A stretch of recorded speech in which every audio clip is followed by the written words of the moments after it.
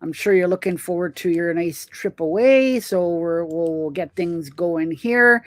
Um, Good day, everyone, and welcome to another edition of our speaker series, Voices of Impact, brought to you by Be Purpose Collective.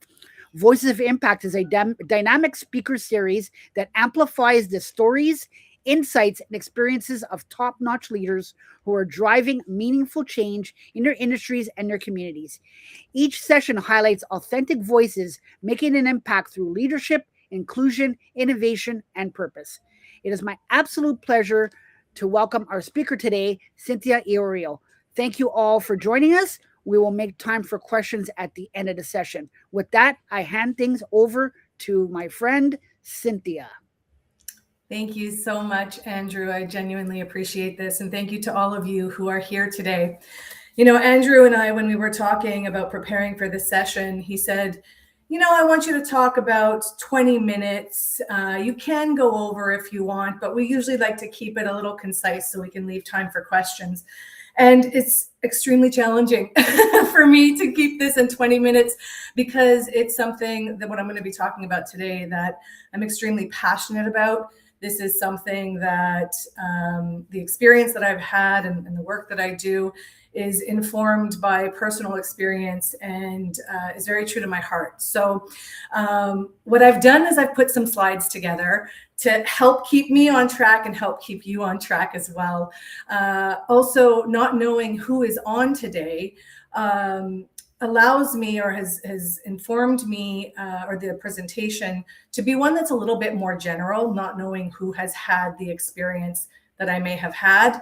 And so it's not going to be extremely specific. And if you don't have personal experience with what I'm about to talk about, I encourage you to really listen as it may very well touch you in the future. So without further ado, my name is Cynthia Iorio. I am the founder of a company called Monarch Solutions, which is dedicated to transforming the way we work and care.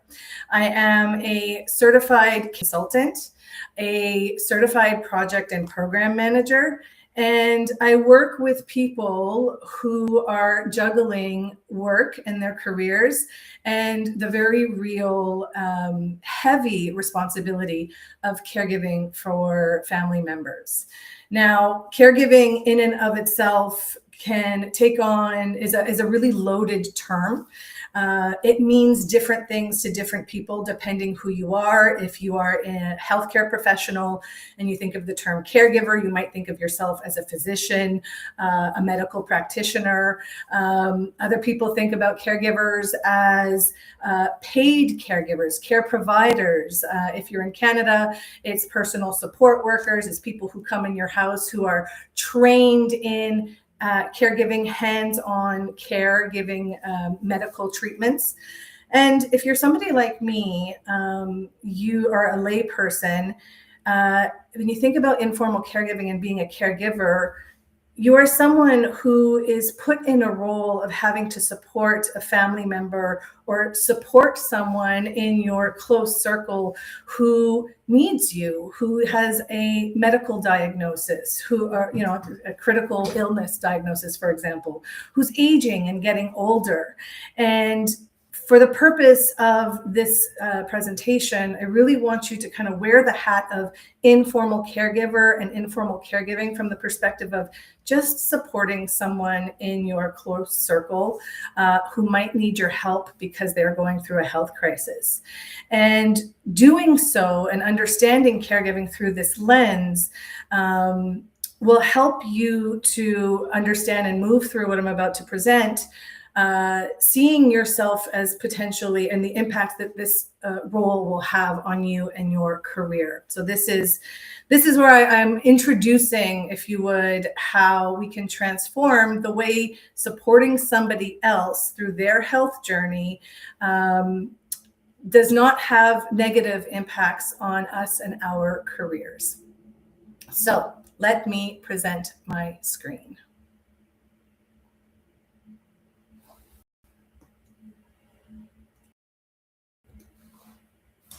Let me make sure it's up. There we go. So today's presentation is transforming how we work in care, how to leverage your employer on a caregiving journey. So as I said, I am a certified caregiving consultant, but the road to here was not one that I anticipated. I have a background in marketing, a master's in, or a graduate degree in journalism. I am a certified project and program manager. And twice in my career, I have had major interruptions due to needing to care for a family member with a terminal illness. Both of these experiences were drastically different. The first time ripped me from my life. It challenged me to my core. It changed everything I thought and knew about the world, and really it ripped me from everything I knew who I was. The second time, I felt that I had cracked the code. The second time, I felt like I had a roadmap and I understood what I could do to help preserve me while I was supporting a family member. And I realized that caring for somebody else and their sudden illness and time of need didn't have to be so hard. And one of the reasons why caregiving was so hard for me the first time around, and I'll get into kind of the details in a moment, was because I'd never really thought about caregiving, informal caregiving. When it happened for me in 2015, I was 34 years old.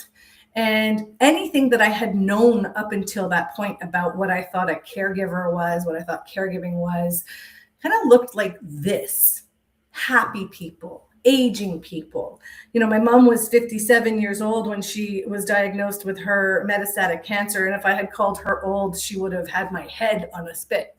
And so thinking about caregivers, caregiving, aging, it was not on my radar. But what I can tell you today and where we are today in our society is that if you are part of a friend unit, if you are part of, you have close, deep relationships, chances are that your life will too be touched by caregiving. And the thing that helped me crack the code when my father was diagnosed with a terminal illness 6 years after my mom was that I understood the role that I played in the equation of care. And caregiving does not look like this. It does not feel like this.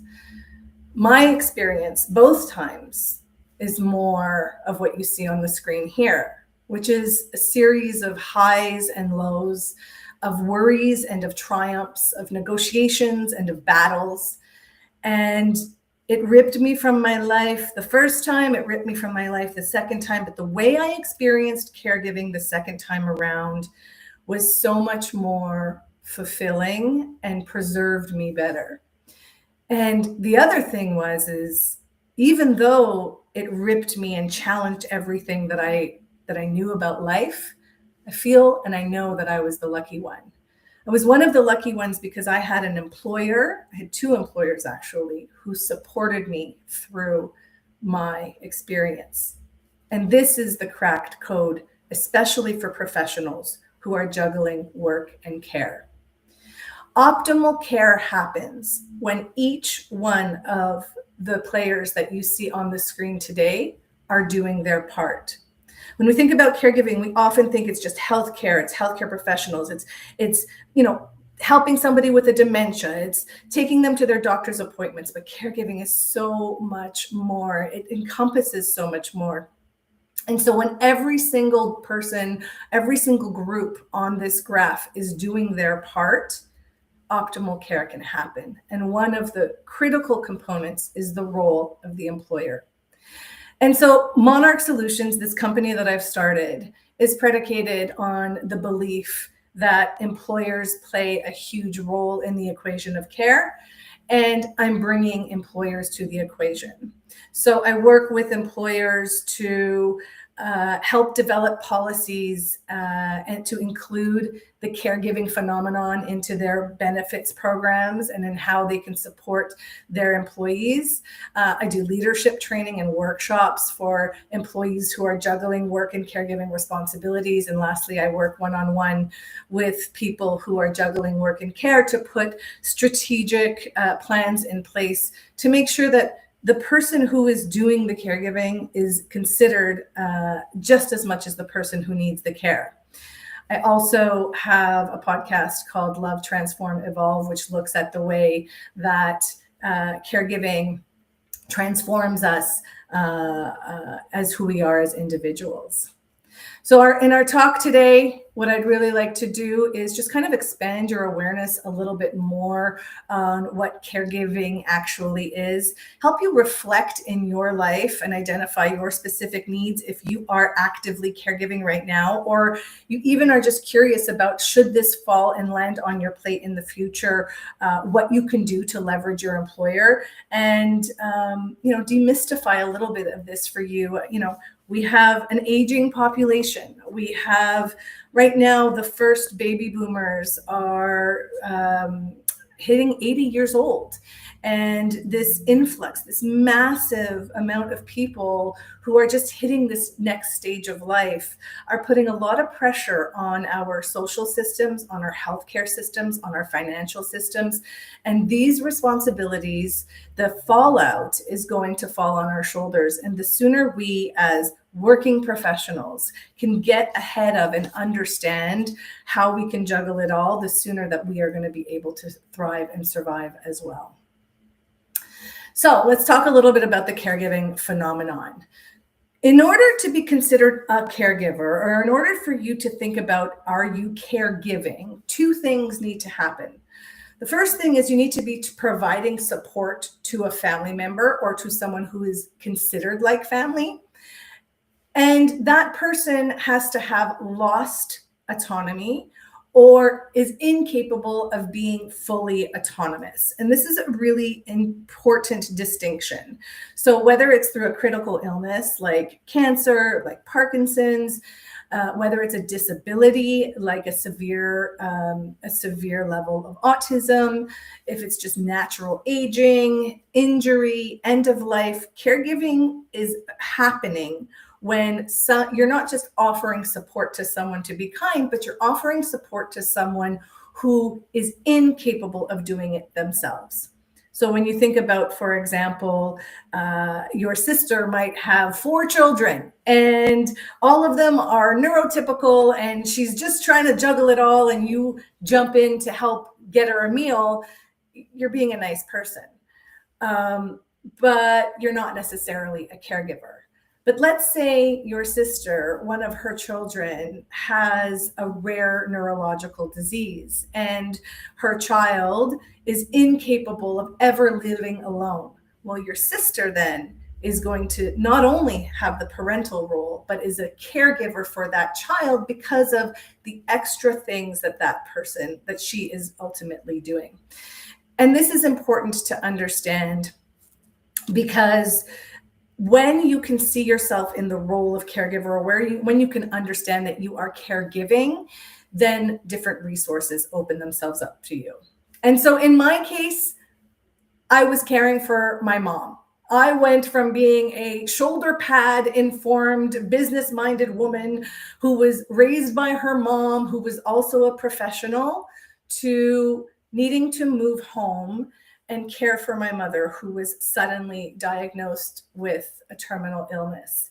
I was there in the room when we received that diagnosis and everything changed. In that moment, I said I wanted to be there for my mom. I was kind of in shock and I just told my mom, I'm going to move home. I'm going to be there with you. And I didn't know what that was going to look like. But I put that daughter hat on, that loving, doting hat on to be there for her. And wanted to support her. In the first 3 months of her illness, I was able to juggle work and care. I was able to be by her side, but also maintain the career that I had when I was working in aerospace. But after 3 months, my mother was hospitalized for the first time. And the person who I was used to following, this dynamic I had with her, that relationship changed, and she was now in the bed beside me, and all of the additional responsibilities fell on my shoulders. I went from supporting my mom as a loving daughter to stepping into this caregiver role where now I was coordinating her medical appointments and communicating with family members. And when we were released from the hospital and came home, I needed to make her meals. I needed to manage her household tasks, mow the lawn. And caregiving became this much larger, bigger than me thing that was above and beyond just managing her health or being a loving, doting daughter. And I eventually had to make the difficult decision to take a step back from my career because I just couldn't do it alone anymore. And it was devastating to me. And like I said earlier, it ripped me from who I was. I want to take a moment here. And again, remember, I don't know who's all on today, so I'm trying to inform you and give you perspective on understanding whether or not you are taking on a caregiving role. I want to look at what caregiving support looks like. Again, we think it's hands-on, tangible support, but it's emotional support. And what you're looking at here are statistics in Canada of what Canadian caregivers actually do. So 69% give, for example, emotional support. Caregiving support is offering transportation, it's meal prep and housekeeping, house maintenance, it's managing someone's finances, it's coordinating care for them, it's doing their personal care, like calling their hairdresser or having somebody come to the house to give, do basic physical maintenance. There's medical treatments, financial supports, recreational activities. There's overnight support as well, and faith activities. This is what caregiving looks like. It's not just supporting somebody through, taking them to doctor's appointments. There are 19 caregiving systems that somebody who is in a caregiving role will have to navigate. I live in Montreal, Quebec, and I will tell you that in the middle of a snowstorm, if I have to get to an appointment, I'm not just wondering where I'm going to park at the hospital, which is a hospital parking system that I'm dealing with. I'm also considering, what is the temperature going to be like? What are the road conditions going to be like? What are the major traffic delays that I can anticipate? And this system, this load of caregiving is not one that is obvious, but it's the background mental load that's happening. So there are 19 systems that when you're caregiving, you have to consider. There's education system, there's navigating the family. If you have a toxic family member, there's navigating their toxicity in trying to get care and support for somebody that you're caring. And let's not forget, you're also working while you're doing all of this.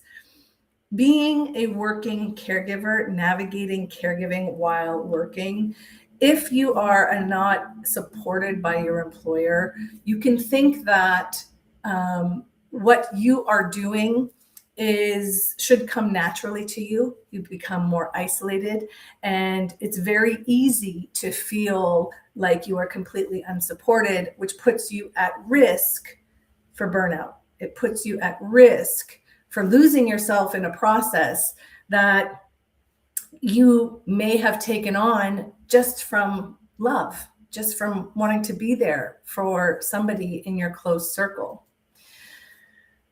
When we also think of caregiving, I want you to think about it in kind of 6 stages. So some of you on the call today may never have had caregiving on your radar. It may never have been something that you've thought about, but you potentially have aging parents and you might have to be in that role. So you're in what would be considered the expectant stage. Eventually, you will need to be a caregiver. There are 6 stages that you can move through at any given time through the caregiving journey. That means that you're either entrenched and you're completely hands-on, or you take a little bit more of a hands-off approach. But it becomes and can become this all-consuming thing that is competing with your goals, your ambitions, your everything you've worked towards in your job and your career. So people who are caregiving and juggling work, what happens is when things become too heavy, when things start to impede on our ability to work, what might start to happen is you might see colleagues, yourself, miss deadlines. Things might start to slip. You're starting to take personal phone calls during the workday. There are these symptoms of how caregiving can become a huge burden and start to impede on your personal life as a career person who's juggling work and care. What we can't see that's under that, what I didn't see, what I wasn't able to kind of put my finger on when I was caring for my mom was everything that was happening underneath the surface, everything that was ultimately informing the reason why I had to take the leave of absence from work, which was the fear and the loneliness and the panic and the fact that I did not feel at all prepared for everything that had come to fall on my shoulders, on top of the fact that I was, from an emotional perspective, losing my mom. And all of this hidden burden, all of these hidden things that are happening under the surface, when they go unacknowledged, we lose the ability to have empathy and sympathy for one another and for ourselves. My mom died 11 months after her diagnosis. And like I said, it was one of the most difficult experiences I had had, and I did have a supportive employer. I was given the opportunity to reflect and have time and go to therapy and look back on my experience of caring for my mom, making a lot of sense of what had happened to me in the years that followed her passing. I became a mom a couple of years after she passed away. And that milestone in my life gave me the courage to kind of put the finger in the bullet hole wounds of everything that I had just gone through. And what I realized was that caregiving is a superpower. And when I was empowered to take a step in the advocacy direction, when my mother's social worker came to me and said, "Cynthia, you have a role to play in your mother's illness. It's time to step up." When I was able to find support from a financial perspective, as well as from taxes perspective from the Canadian government, I started to acknowledge and understand that my role was important and that I belonged in the conversation of care. I was given the ability to practice this all of the lessons that I had learned, which you see on your screen here, that it's not one person's sole responsibility to care or support for somebody else through their illness, that your presence is your greatest gift, and that we are where we're supposed to be. I was given the opportunity to practice that when my father was diagnosed with a terminal illness when I was 41, this time working in IT and tech. And the experience I had with my dad, I came to acceptance much sooner of, I am a caregiver, I am caregiving, I am a professional as well, and my well-being should not be compromised because my father is ill. I brought my employer to the table a lot sooner, and I proactively engaged my employer to tell them what I was going through. I engaged and asked for help much sooner with family members, and I navigated the experience much differently, which allows me to sit here today and say, it was one of the most beautiful times of my life. Yes, difficult, but beautiful. And one where it informed the fact that I've changed and pivoted my entire career to be able to support other working professionals on how to engage their employers, to help them in this equation of care.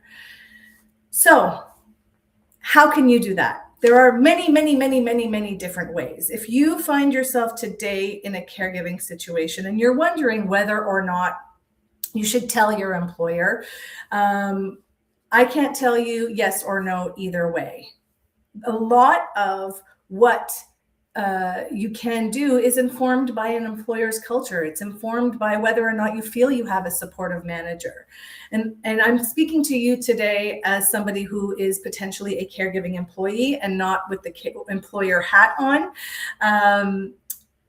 So that being said, if you don't feel that you have a supportive employer, it doesn't mean that you don't have one. And there are steps that you can do to leverage your employer in kind of this situation of care. The first thing you need to do is just identify what types of relief you need in your situation. And so what types of relief could you potentially benefit from? Is it a relief of giving you extra time? Do you need help physically? Do you need help mentally? Are you struggling emotionally, psychologically, or how about financially? You know, in Canada, caregivers spend upwards of $1,000 a month on additional caregiving resources. This is taxing on our bottom line. It's taxing on your income. And so are there financial resources available to you through your employer? And lastly, energy. You know, your capacity to do something versus your capacity to do something well and to be invigorated are two very different things. So understanding what relief is the first step. Identifying your needs, right? That's step one. The second step, before you, if you are in a caregiving situation, is to start and not knowing if you should talk to your manager, talk to HR, look for policies, is to talk to a trusted colleague. So right now, from a statistics perspective, there are 6.1 million Canadians who are juggling work and care. In the United States, there are currently 63 million caregivers as well. Again, remember, caregiving is supporting someone who has lost the ability to be autonomous, whether permanently or temporarily, or is incapable of attaining, total, complete autonomy. So the chances are you have somebody in your immediate team or inner circle who is dealing with this. And if you're a working caregiving employee, you will often feel that you're not necessarily seen or recognized. So go and speak with a trusted colleague and just talk to them about what you might be going through, and they might be able to give you ideas of supports that exist within your employer. The next step, the third step, is to know your available benefits. So, when we are hired, we're often kind of given this benefit package, and I'm again from the 80s. So for me, it was tangible and it went in a drawer, but you may have access to resources that can help you financially, mentally, emotionally, and, give you the relief that you're looking for. So look at your benefits. If you are going to decide to engage your employer, your manager, come with solutions, not just problems. So if you need some extra time, also make suggestions on how you can make up that time, for example.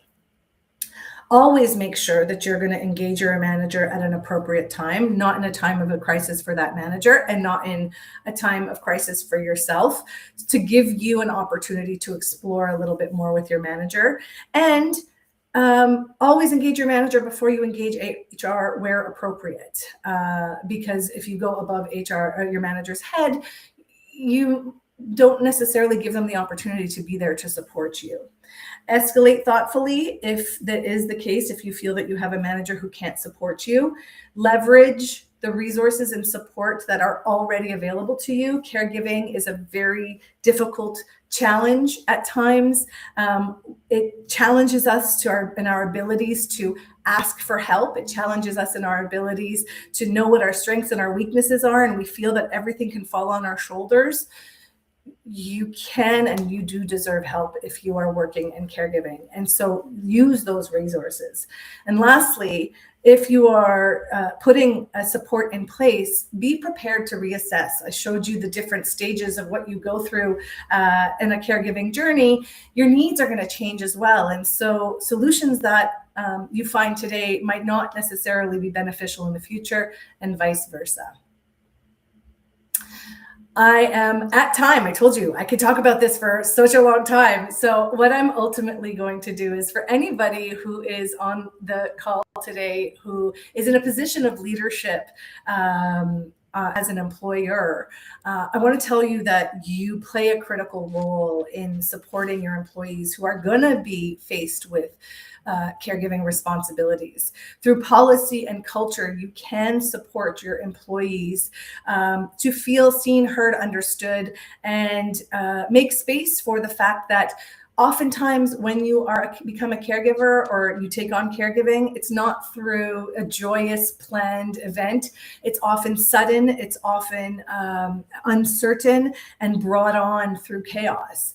And if you can partner and make space for your employees to allow for this kind of random experience to happen, you will ultimately reap the benefits of a loyal employee. Harvard Business Review identified these skills that are developed through caregiving. You're developing empathy and efficiency, patience and teamwork. These are skills that are transferable or applicable not just in a personal sphere, but also in a professional sphere. And so as an employer, you are supporting your employees who's going through this and developing all of these skills, who can then bring those skills back into the workplace. If you want to get in contact with me, please, here are my links. You also have a QR code. I work, like I said, with workplaces. I also work with individuals one-on-one. And I hope that if you are in a caregiving journey right now and you are juggling work and care, that you have the courage to understand that you have a role in this equation as well, and you deserve the help that you need. Thank you. You're very welcome. So, first of all, thank you so much for coming on here today. The listeners has been tremendous here today. We've had people from all over the United States, Germany, Canada. So we've had some really good people. And there is somebody in the comments who has mentioned, Cynthia, that they have missed the segment, but they would like to learn more. So, Cynthia, I'm going to connect you with that person so you can connect with them. One question that I have for you, Cynthia, is for the leaders that are listening today. You mentioned that you experienced caregiving as fulfilling. Can you explain this to the leaders today? Wow. Again, you're giving me not a lot of time to do this. Listen, caregiving is the intersection of doing and being, right? And is as much about the person who is giving care as it is about the person who's receiving care. And, you know, I said with my mom, for example, that I had this fire in the pit of my stomach and I made the decision to want to be there for her and support her. That's our humanity. That is something that is instinctive. And so in being there for my mom as well as for my dad, when they had been there for me in the past, allowed me to explore and give back to what they gave to me. And, you know, in the same way that the spirit of giving during the holiday season, it feels good to give, so too does it feel good to care when it doesn't take over your entire life, when it doesn't consume everything and you feel like you have to be sacrificed as a result of it. I do want to caveat, though, Andrew, that not everybody who goes through caregiving and is caring has a positive relationship with the person that they're caring for. I know a lot of people in my circle who are caring for parents who were quite toxic for them, and they're resentful of the fact that they are now in this role of caring for a parent who did not care for them. Right. I go back to, and I say, caregiving is as much about the person who's giving the care than it is about the person who's receiving it, and tapping into that empathy that I was able to tap into and finding the self-compassion that I was able to find as I navigated this really terrible experience allowed me to be a better project and program manager when I returned, and it allowed me to hold more space and be better colleague to my colleagues who I returned to after my caregiving was complete. I love that. And it's super important. And the reason why I asked that, I wanted the listeners who are leaders to understand that we're not saying that that we're asking you to asking leaders to let your employees go off and not be communicative and be away from work. That's not what we're saying. But we're just saying to just have a little bit of compassion and have a look at what they could be dealing with, and let's work together with them to help them to deal with this situation, because it is a difficult situation for sure. Absolutely. And I will say that we think supporting caregiving employees is about giving them time off. It's not just about giving them time off. When you are entrenched in caregiving, you're not just being by the person's side, you're taking on their entire life. Mm-hmm. And so your life, things in your own personal life become potentially compromised. So imagine there's a benefit that is already offered in an employee assistance program for financial support or guidance that is just reinforced for that employee who doesn't have to go look for it, but it's just right there in their face. That, an ounce of prevention is worth a pound of cure. And so just even giving the permission for this to exist in culture language and policy language and in newsletters, that is what can be effective and important as well. Absolutely. Listen, Cynthia, I want to take the time to thank you for coming on today. I'm one of your biggest fans. I just admire you. One of the things that I admire about you is your ability to communicate, your superpower, your dedication, your creativity, and compassion. You were just a remarkable human. I'm so happy to not only have worked with you, but known you all these years. And I'm lucky to have you on my side and to call you a friend. Thank you, Andrew. I am genuinely appreciative of you, of this space that you're putting out there, and can't wait to work together again in the future. Oh, yeah, I can guarantee you it will happen for sure. On behalf of myself and my guest speaker, Cynthia Oreo, today, I would like to thank you all for joining us today. We hope you'll join us next time when we're joined by our guest speaker, Laura Wharf. Until next time, take the time to remember, everyone, when we lead with heart, impact follows.